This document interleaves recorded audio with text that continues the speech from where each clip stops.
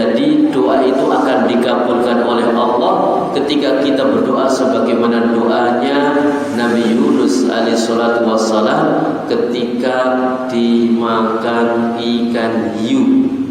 Ternyata di antara doanya adalah subhanaka inni kuntu minadh dhalimin. Jadi di antara doa akan dikabulkan oleh Allah, di antaranya adalah kita membaca doa ini sebelum doa-doa yang lainnya. Kemudian kita juga menyebut nama-nama Allah Subhanahu wa taala yang husna. Subhanaka inni kuntu minadh dhalimin. Subhanaka, maha suci Engkau ya Allah. Inni sesungguhnya aku, kuntu keberadaanku, minadh dhalimin termasuk orang berbuat zalim. Jadi orang yang baik itu orang yang mengenal dan mengakui tentang kesalahan dan kekurangan dirinya. Maka tidaklah kita menjadi orang-orang yang sombong dalam kehidupan ini, melainkan dia akan merugi. Maka ketika kita harus memilih antara kita dipuji atau kita dikritik, maka orang-orang yang cerdas dia akan mengambil jalan kritikan dalam kehidupannya. Karena kalau dikritik, kalau memang dirinya salah, berarti dia memperbaiki dirinya. Tapi kalau dia memang benar tapi tetap ada kritikan untuk dirinya, bisa jadi itu sebagai ladang pahala untuk dirinya. Tapi ketika dipuji, bisa jadi dia akan tersadar sebentar, mungkin malah bisa jatuh dengan sanjungannya, atau dia akan berbuat kesyirikan kecil. Faliyatubillah. Maka sikap yang tepat tatkala seseorang berbuat dosa, dia istighfar, bertaubat kepada Allah dengan taubatun nasuha dan tidak mengulanginya. Jangan seperti syaitan, dia menyandarkan dosanya kepada Allah, menyandarkan penyimbangannya kepada Allah. Yang kedua, tatkala kita berbuat dosa, jangan dengan kita mengetahui Allah itu maha pemurah, kemudian kita, Allah kan maha pemurah, Allah kan maha pengampun, berarti tobat saya nanti dululah kalau saya sudah umur 50 tahun.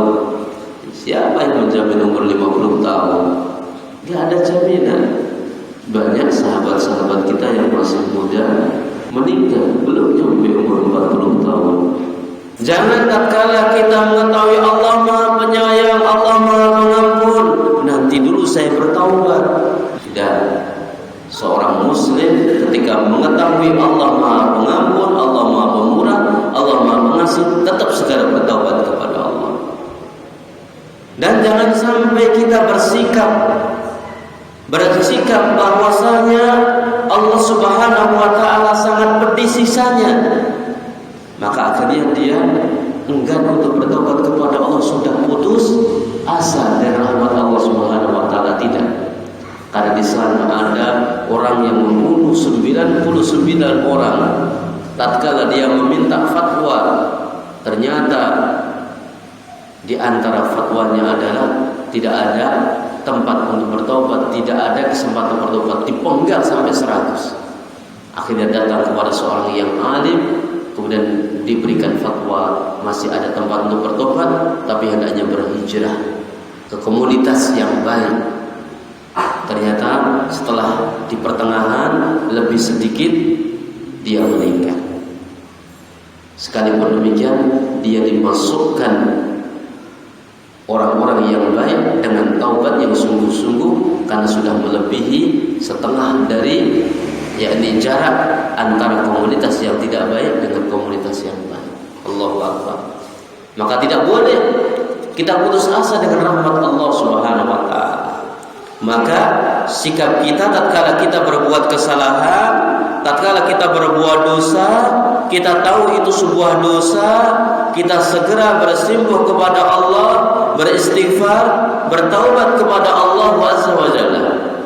Dan yang lebih baik lagi adalah kita beristighfar, bersimpuh kepada Allah, bertaubat kepada Allah, dan cari hikmah di balik itu semua. Wa dzakir fa inna الذكرى تنفع المؤمنين